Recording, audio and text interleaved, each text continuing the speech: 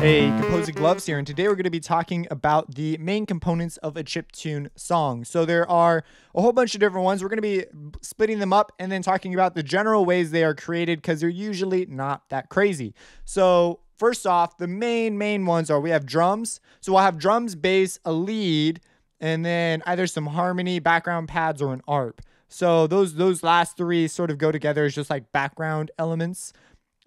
Things like bells go there. So we have these background elements. We have our lead, we have our drums, and we have our bass. So in this track, I have those things. I have some chords. That's a background element. So I have this. So this is a done track. I have completed it.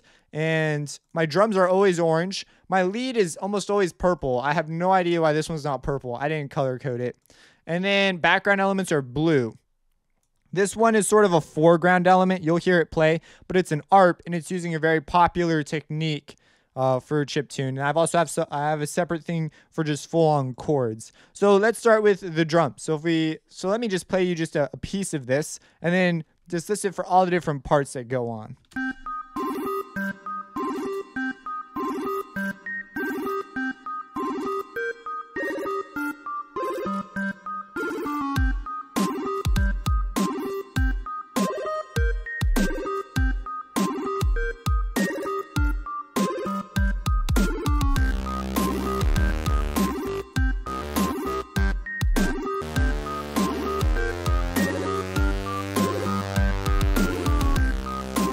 So you see we get like a little groove going and whatnot. So let's talk about the drums. So for drums, back in the day, you only had one channel for drums. You only had, I believe, like 4 channels. Like, it was crazy. So you had to figure out how to compress things. That's why things like these arpeggiations sort of became a thing. We'll talk about it when we get to arpeggiations. But anyways, nowadays we have obviously unlimited channels. So I'm going to split out my drums. So I have my kick and snare on separate tracks. There's no hi-hat. That's a weird move for a track.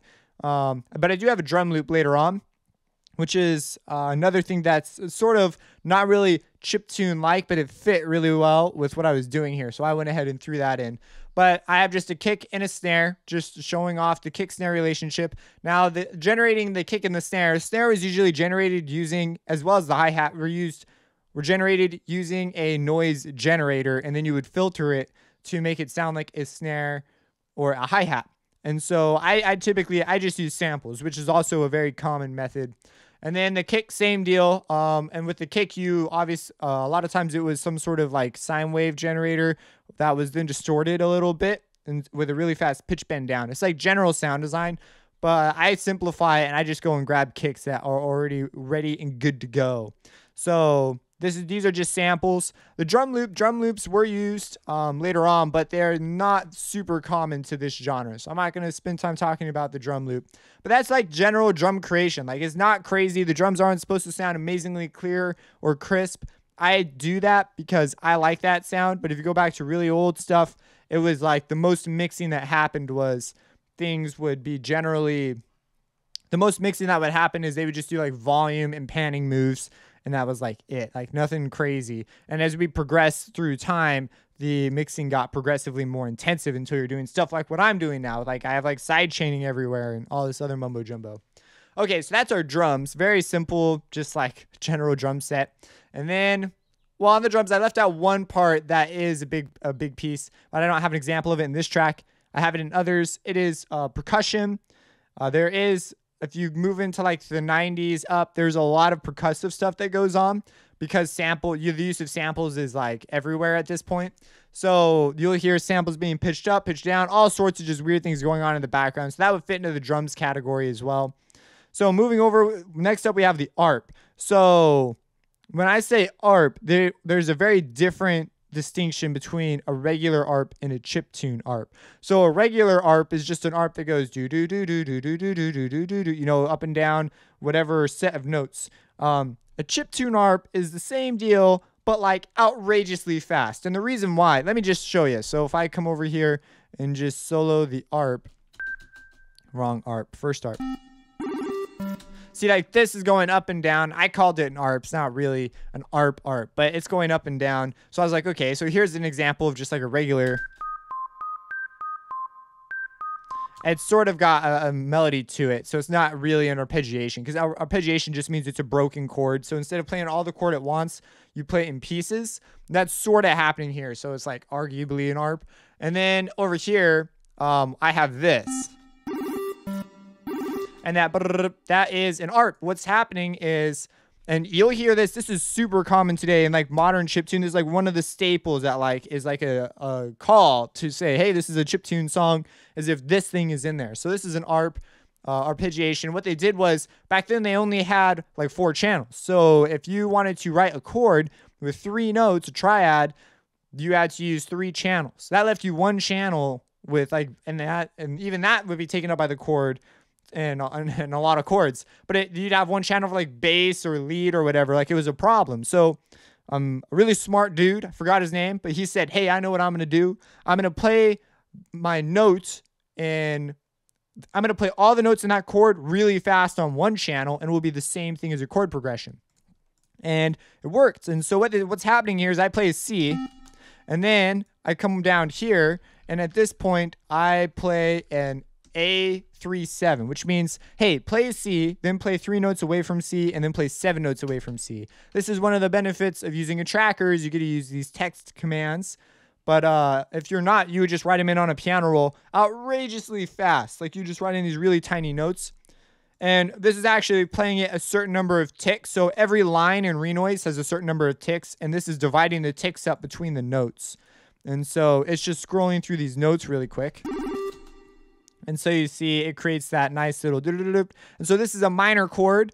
I believe they're all minor. Nope. I have a... Oh, no, this is an inverted chord. Not fair. If it was 4-7, it would be a major chord. So that's music theory. I have a series for that if you're like, oh my gosh, this is like another language. But don't worry about it too much. It won't bother you a whole lot. But if you're going to be doing this, you're going to want to know your chords and just basic chord progressions. So minor chord, this is how it works. And so...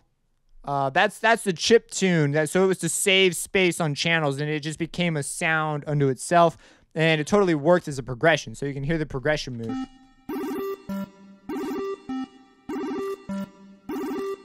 And in renoise, notes don't turn off until you give them a command to turn off. And so we say off here, and it's the same in any other DAW, but the way they appear is it's the end of your note. Versus here, it's like there's no, you tell it when to turn on, but you don't tell it where to turn off. So it's kind of unique like that. So if I were to, when I stop giving it the trill command, this arpeggiation command, trill, it will begin to play regular tones again. And so I use that here too. And then I turn it off after the tone. So, okay, that's our arpeggiation. This is just that's a big part of the sound of chiptune. And then this is like what makes chiptune amazing is the lead. It's the color people did with their leads. So like in this case, my lead is also the bass. And so I have this like, so let me just play it for you.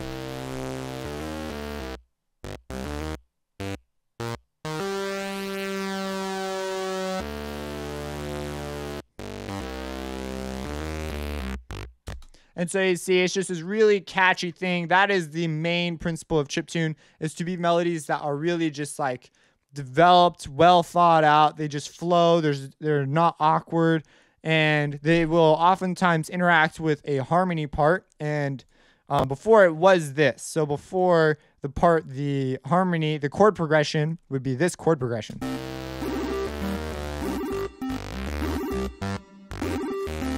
And it makes more sense with drums in here as well. But then nowadays, we'll actually have chords. So over here, I've got some real chords.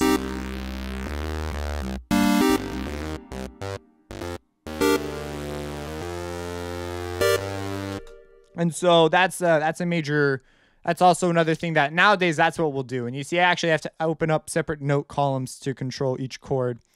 But amongst leads can be just about anything. They can be, as long as they have the ability to, in chiptune, to be able to move through a large pitch range. So a lot of times I'll have a lot of bends. Bending is very common, so there's bow, bow, that kind of a thing. Also, vibrato is very, very common thing. You'll see that later on.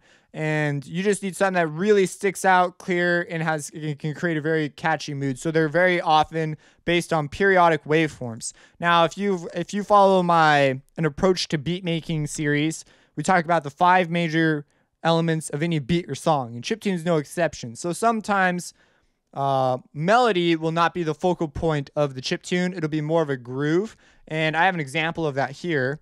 If I were to unmute everything, rather than the focal point being a melody, it's a groove. It's the rhythm. That's the interesting part. And there's like very techno style versions, and this one's a lot more laid back because I chose a drum loop.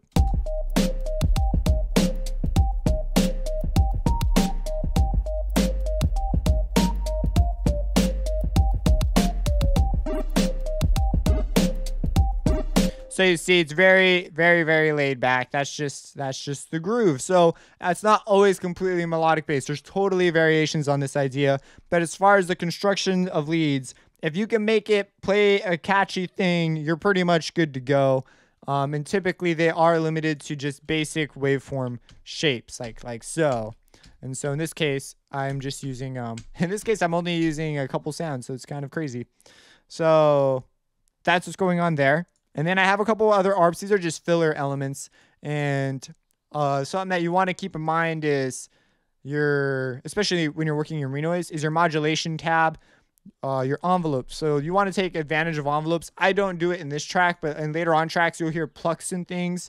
And so they can totally do that. So be sure to add in things like envelopes and that nature. It's just basic sound design. But anyways, those are the main components. So when you're listening to a chiptune song, try to just identify those. Oh, here's the melody, okay. Oh, and here are the drums, and listen to the drums, and then go, oh, okay, here is that ARP, this thing. And this thing takes a little while to wrap your head around because you have to translate music theory in a way that's a little less common to do. You generally don't think in half steps, but here you're thinking in half steps all over the place. And so that's what's going on there. But if you're writing in an Ableton or FL, then you're just writing really small notes. So you don't have to think like this at all. But now you're dealing with ridiculous small notes. So this can be something that it can be finicky.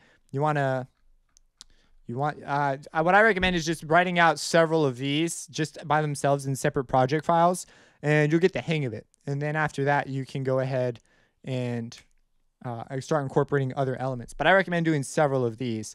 For the lead sounds, leads are just so simple. You just load up anything. What I'll do is I'll come to the samples basic folder, and I'll just use the sounds in here as the basis for my periodic waveform, and so on and so forth. So that's the main pieces.